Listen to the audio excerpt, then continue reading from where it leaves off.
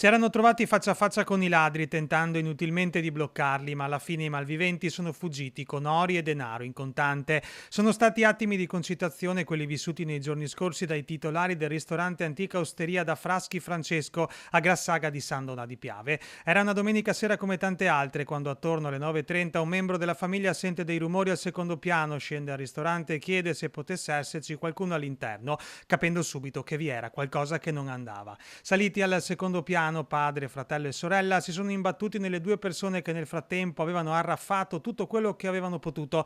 Ne è nata una colluttazione, la coppia alla fine si è dileguata portando via soldi e gioielli preziosi, questi ultimi dal grande valore affettivo, essendo appartenuti all'anziana madre deceduta qualche anno fa. Sono fuggiti dal pianerottolo, ci spiegano a microfoni spenti, dal locale di via Grassaga e guadagnati la fuga a bordo di un'auto guidata da una terza persona.